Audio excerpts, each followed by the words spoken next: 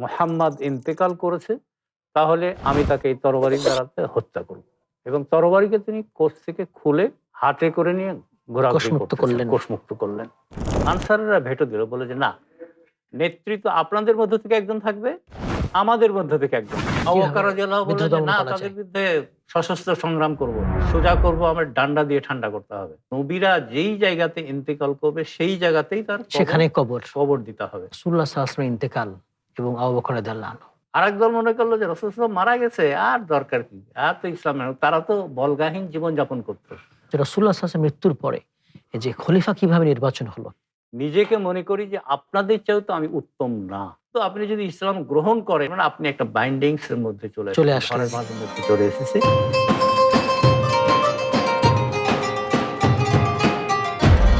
আসসালামু আলাইকুম ওয়া রাহমাতুল্লাহি ওয়া বারাকাতুহু।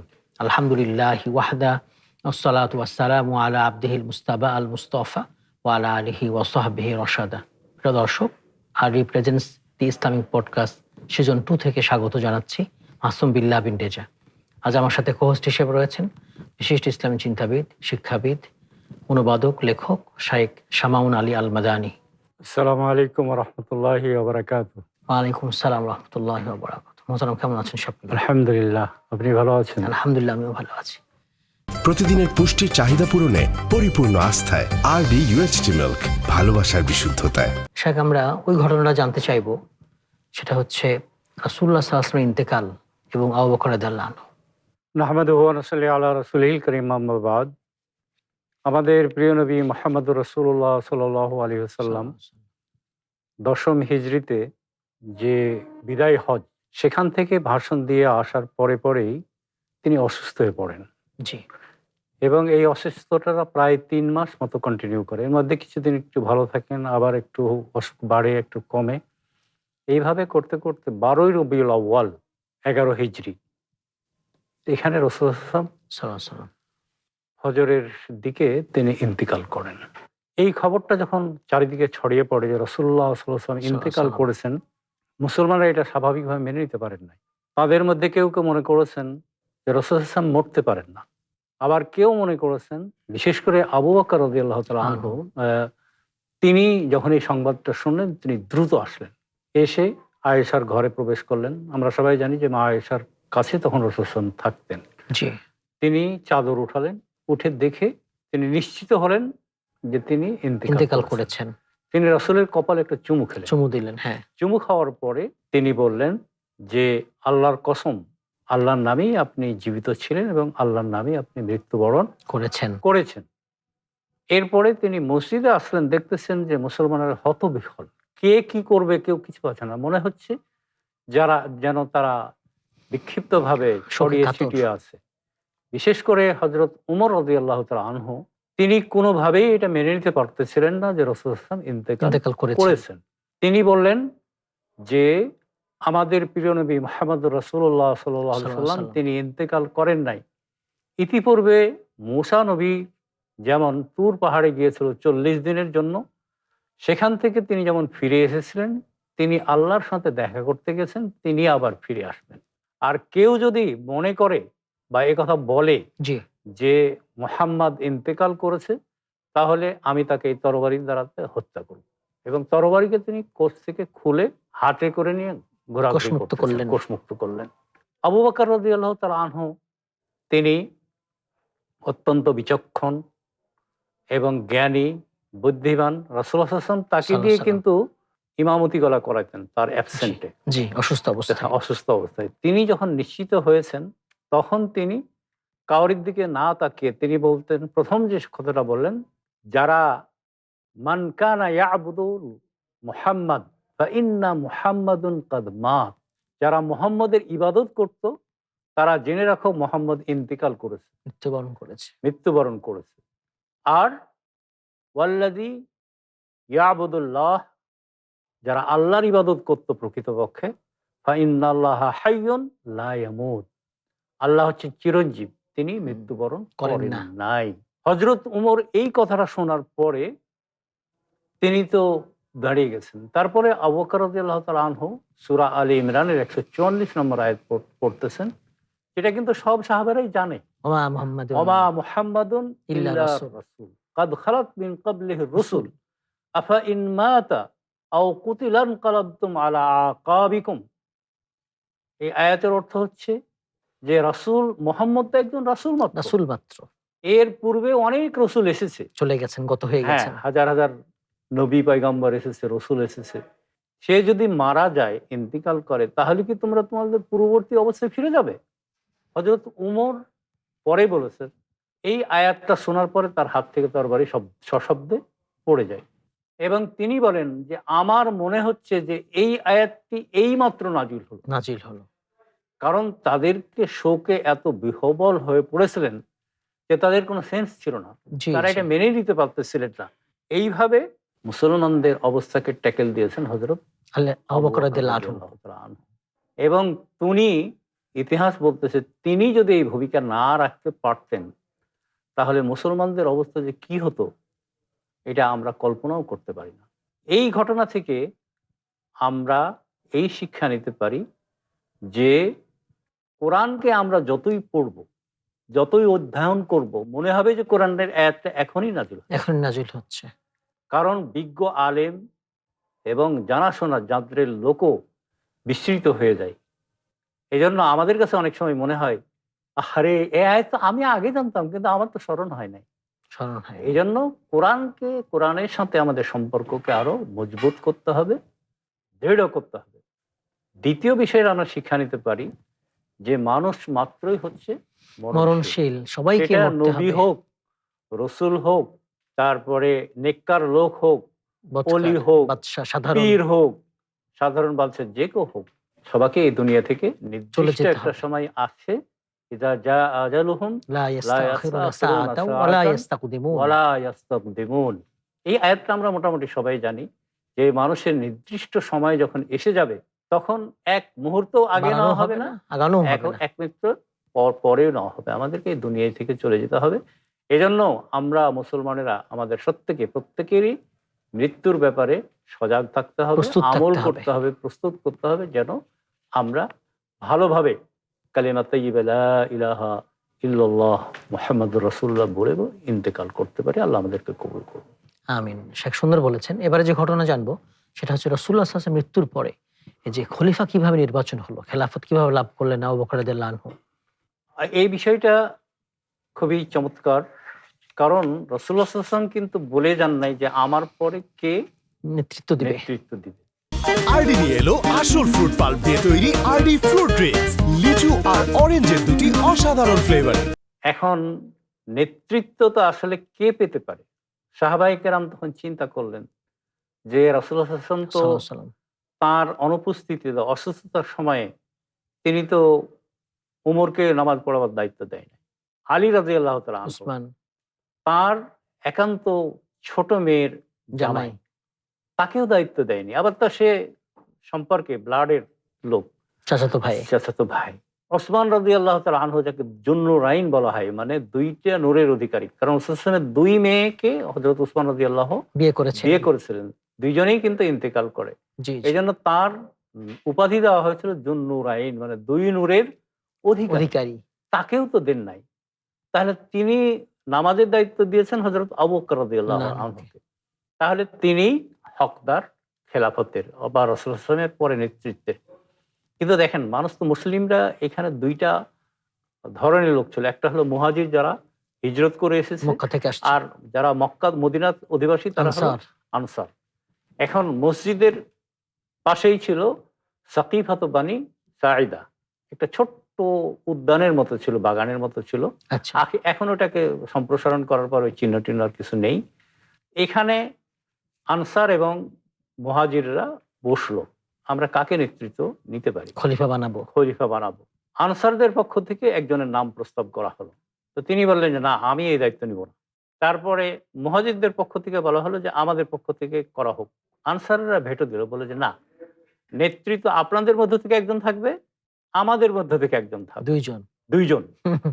তখন আনসাররা বললেন যে আসলে নেতৃত্ব দুইজনের হয় না, দুই নেতা কোথাও চলতে চলবে না, চলতে পারে না, বিশৃঙ্খলা হবে। বিশৃঙ্খলা হবে। তখন সবাই দায়িত্ব দিল যে এখানে আমরা আবু বকর রাদিয়াল্লাহু আনহুকেই আমরা করব, কারণ তাকে রাসূল সাল্লাল্লাহু আলাইহি ওয়াসাল্লাম দায়িত্ব দিয়েছিলেন নামাজ পড়ানোর, এবং রাসূলুল্লাহ সাল্লাল্লাহু আলাইহি ওয়াসাল্লাম অনুপস্থিতিতে যেসব ছোটখাটো বিষয়গুলো সেগুলো ফয়সালা আবু বকর দিতেন। এবং নেতৃত্ব মুহাজির থেকেই হয়। এইভাবেই ওনাকে খলিফা করা হয়। এবং তিনি খলিফা হওয়ার পরে সংক্ষিপ্ত একটা বক্তব্য দিয়েছিলেন, কাদ উল্লিতু আলাইকুম ওয়ালাস্তু বিখাইরিকুম, আমি তোমাদের নেতা নির্বাচিত হয়েছে, আপনাদের নেতা নির্বাচিত হয়েছে, কিন্তু আমি নিজেকে মনে করি যে আপনাদের চেয়েও তো আমি উত্তম না। কত সুন্দর বক্তব্য, কোনো সত্য খুবই সংক্ষিপ্ত। এবং তিনি বললেন যে আমি যদি ভালো কাজ করি তাহলে আপনারা আমাকে সাপোর্ট করবেন, আর যদি আমি উল্টাপাল্টা করি আমাকে শুধরে দেওয়ার ব্যবস্থা করবেন, এটা আপনাদের দায়িত্ব। দেখেন এইখানে যে আমরা যে জামিউল কালাম। গণতন্ত্রের কথা বলি, এখানেও কিন্তু গণতন্ত্র। আমরা যদি দেখি যে শাসক দল অন্য কিছু উল্টাপাল্টা করতেছে তাহলে তাকে টেনে ধরার, প্রতিবাদ করার, এই কথাটা কিন্তু হযরত আবু বকর রাদিয়াল্লাহু তাআলা আনহু শিক্ষা দিয়ে গেছেন। তাহলে ওনার খেলাফত লাভের ব্যাপারে আমরা সিদ্ধান্ত নিতে পারি যে মুসলিম বিশ্ব কখনো নেতৃত্ব শূন্য থাকতে পারে না। একজন নেতা নির্বাচিত করতে হবে, এবং এই নেতা নির্বাচনের ক্ষেত্রে সবার মোটামুটি মত নিতে হবে যে কে আমাদের মধ্যে বেস্ট, কে যোগ্য, অধিক যোগ্য। আর নেতাকে এটা মনে রাখতে হবে, আর একটা শিক্ষা নিতে পারি যে আমি তাদের প্রতি এমন ভাবে বসেছি যে না আমার বিরুদ্ধে কেউ কোনো কথা বলতে পারবে না, বরং আমাকে ফ্যাসিস্ট হব না, আমি জনগণের মতামত নিয়ে চলবো। যদি আমি উল্টাপাল্টা করি, জনগণ যদি আমার বিপক্ষে যায়, আমি তাদের সাথে ফেলে আমি শুধরে নিতে পারবো। এইভাবে আমাদের এই খেলাফত লাভ থেকে আমরা শিক্ষা নিতে পারি। আল্লাহ তাআলা আমাদেরকে তৌফিক দান। আমিন। সুন্দর বলেছেন। এবারে যেটা জানবো যে রাসূলুল্লাহ সাল্লাল্লাহু আলাইহি ওয়াসাল্লাম দাফন কাফন সেটা কিভাবে হয়েছিল? এই বিষয়টা আসলে খুবই স্পর্শকাতর। রাসূলুল্লাহ সাল্লাল্লাহু আলাইহি ওয়াসাল্লাম ইন্তেকাল করেন, আমরা ঐতিহাসিকভাবে জানি যে রাসূলুল্লাহ সাল্লাল্লাহু আলাইহি ওয়াসাল্লামের সাথে যখন তিনি বিদায়ী হজের অংশগ্রহণ করেন, সেখানে প্রায় 1,25,000-এর অধিক সাহাবী অংশগ্রহণ করেছেন। সেই সময় আপনার পুরো ইয়েমান থেকে শুরু করে নিয়ে এইদিকে সিরিয়ার এই প্রান্ত পর্যন্ত, তাবুক এই এলাকা থেকে, পুরো জাজিরাতুল আরব থেকে এসেছিল সাহাবীরা বিদায় হজে। এখন রাসূলুল্লাহ সাল্লাল্লাহু আলাইহি ওয়াসাল্লাম আবু বকর খেলাফত গ্রহণ করলেন। খেলাফত গ্রহণ করার পরে প্রথম তিনি দায়িত্ব শুরু করলেন রাসূলুল্লাহ সাল্লাল্লাহু আলাইহি ওয়াসাল্লামের দাফন কাফন করা। সাহাবীদেরকে নিয়ে বসলেন কিভাবে রাসূলের দাফন করা যায়। সাহাবে কেরাম বললেন, মদিনাতে কিন্তু 2 জন লোক কবর খুঁড়তো সে সময়, একজন সোজা কবর খুঁড়ে আর একজন সাইড কবর খুঁড়ে। বলা হলো যে 2 জনকে খবর, 2 জন কিন্তু 2 এলাকায় থাকতো, আচ্ছা খবর দাও যে এসে তারা কবর খুঁড়বে। তখন সিদ্ধান্ত নিলেন আবু বকর রাদিয়াল্লাহু তাআলা আনহু, যে আগে আসবে, যে সোজা সাপটা করে, সে যদি আগে আসে তাহলে সোজা সাপটা করবে, আর যদি ও আসে সাইড, যেটাকে বুগলি কবর বলে আমাদের আঞ্চলিক ভাষায়, হ্যাঁ, তো এই করবে। আল্লাহর হুকুমে কি ওই যে সাইড কবর খুঁড়ে উনি আসলেন, এইভাবে করা হলো। এখন রাসূলুল্লাহ সাল্লাল্লাহু আলাইহি ওয়াসাল্লামের জানাজাটা কিভাবে হবে? তিনি সোমবারে মারা গেছেন। তিনি কিন্তু সোমবারে মারা গেছেন। তখন সিদ্ধান্ত নেওয়া হলো যে যেহেতু 1,25,000 রাসূলুল্লাহ সাল্লাল্লাহু আলাইহি ওয়াসাল্লামের সাহাবী, এছাড়াও তো আরো আছে অনেকে যারা রাসূলুল্লাহ সাল্লাল্লাহু আলাইহি ওয়াসাল্লামকে দেখে নাই কিন্তু ঈমান এনেছে, এজন্য নামাজের ব্যবস্থাটা উন্মুক্ত রাখা হোক, এবং এখানে জানাজার সালাতটা একটা যেহেতু ছোট্ট উঠান, 15 থেকে 20 জন বা 25 জন বা ম্যাক্সিমাম 30 জন দাঁড়াতে পারবে এরকম জায়গা আয়েশার ঘরের পাশে, তখন বলা হলো যে এই 15-20 জন আসলে তারা নামাজ পড়ে নেবে, এবং এইভাবে চলতে থাকবে। এবং আমরা সবাই জানি যে নবী রাসূলদের লাশ কিন্তু পচে না, একদম কিয়ামত পর্যন্ত আল্লাহ সংরক্ষণ করবেন। তখন সিদ্ধান্ত হলো যত লোক আসবে আমরা 3 দিন পর্যন্ত অপেক্ষা করব, সব এসে সাহাবায়ে কেরামেরা এবং সাধারণ লোকরা জানাজার নামাজ দোয়া করবে, তার জন্য দোয়া করবে। এইভাবে 1 দিন 2 দিন 3 দিন পর্যন্ত, বুধবার পর্যন্ত চলতে থাকলো। এখানে একটা বিষয় যে কোন লোক, মানে একটা গোষ্ঠী আছে যারা বলে থাকে যে রাসূলুল্লাহ সাল্লাল্লাহু আলাইহি ওয়াসাল্লামের জানাজা ওরা দাফন করতে 3 দিন সময় নিয়েছে, নেতৃত্ব নিয়ে গোলমাল করতেছে। প্রতিদিনের পুষ্টির চাহিদা পূরণে পরিপূর্ণ আস্থায় আরডি UHT মিল্ক, ভালোবাসার বিশুদ্ধতায়। এর সমাধানের জন্য এটা কিন্তু ভুল কথা। ঐতিহাসিকভাবে যে আবু বকর রাদিয়াল্লাহু তাআলা আনহু রাসূলুল্লাহ সাল্লাল্লাহু আলাইহি ওয়াসাল্লামের তিরোধানের পরেই সকালবেলায় হয়েছে, দুপুরেই তিনি খলিফা নির্বাচিত হয়ে গেছেন। হয়েছেন। এবং তিনি বক্তৃতা দেওয়ার পরে বলেছেন যে নামাজের সময় হয়ে গেছে, আপনারা কাতারে দাঁড়িয়ে যান জোহরের। তো এখান থেকে এটা জানা যায় যে এটা তারা স্বার্থান্বেষী, তারা আমাদের মধ্যে বিভ্রান্তি ছড়াবার জন্য এই কথা বলে থাকে। এইভাবে 3 দিন 3 রাত মোটামুটি প্রায় বুধবার পর্যন্ত দেখা গেল যে আর কোনো লোক আসতেছে না। সব সাহাবায়ে কেরাম দোয়া করে ফেলেছেন, জানাজা পড়ে ফেলেছে। তারপর রাসূলুল্লাহ সাল্লাল্লাহু আলাইহি ওয়াসাল্লামকে দাফন করা হয় এবং রাসূলুল্লাহ সাল্লাল্লাহু আলাইহি ওয়াসাল্লাম এখানে আয়েশা রাদিয়াল্লাহু তাআলা আনহা বলেন এবং আরেকজন সাহাবী তারা বলেন যে রাসূলুল্লাহ সাল্লাল্লাহু আলাইহি ওয়াসাল্লাম বলেছেন যে নবীরা যেই জায়গাতে ইন্তেকাল করবে সেই জায়গাতেই তার সেখানে কবর দিতে হবে। হ্যাঁ, তো তিনি আয়েশা রাদিয়াল্লাহু তাআলা আনহার ঘরে ইন্তেকাল করেছিলেন এবং এজন্যই আয়েশা রাদিয়াল্লাহু আনহার ঘরে তার কবর দেওয়া হয়, যেটা এখন মসজিদে নববীর ভিতরে পড়ে গেছে, সেটাকে প্রোটেকশন দিয়ে রাখা হয়েছে, ঘিরে রাখা হয়েছে। তো এইভাবে রাসূলুল্লাহ সাল্লাল্লাহু আলাইহি ওয়াসাল্লামের দাফন কাফনের ব্যবস্থাটা করেন হযরত আবু বকর রাদিয়াল্লাহু আনহু।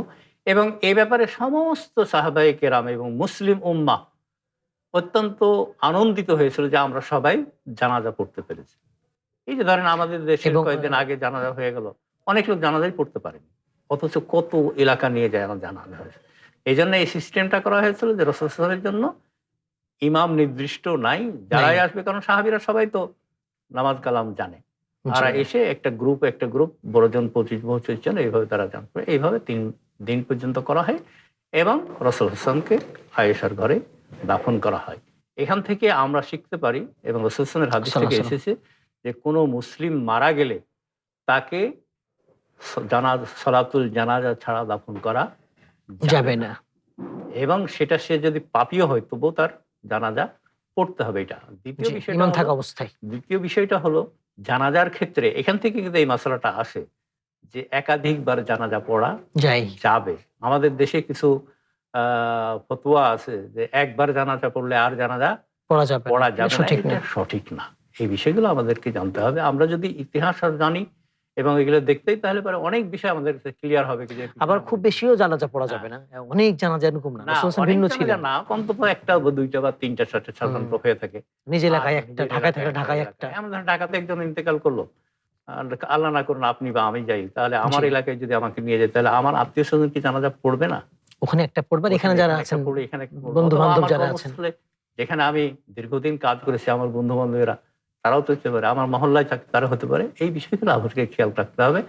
প্রশস্ততা আছে, হ্যাঁ, প্রশস্ততা রয়েছে। আল্লাহ তাআলা আমাদেরকে ইসলামের ইতিহাস থেকে বুঝে তারপর আমল করার তৌফিক দান করুন। আমিন। এবারে যে বিষয়টা জানবো সেটা হচ্ছে এই যে অনেক বিদ্রোহ হয়েছিল আবু বকর রাদিয়াল্লাহু আনহু খলিফা হওয়ার পরে, তিনি কিভাবে বিদ্রোহ দমন করেছিলেন, কি পদক্ষেপ গ্রহণ করেছিলেন বিদ্রোহ দমনে? হযরত আবু বকর রাদিয়াল্লাহু তাআলা আনহু খেলাফত গ্রহণ করার সাথে সাথে মুসলিমদের মধ্যে ধর্ম ত্যাগ করার, ইসলামের কোনো বিষয়কে অস্বীকার করার একটা প্রবণতা সৃষ্টি হয়।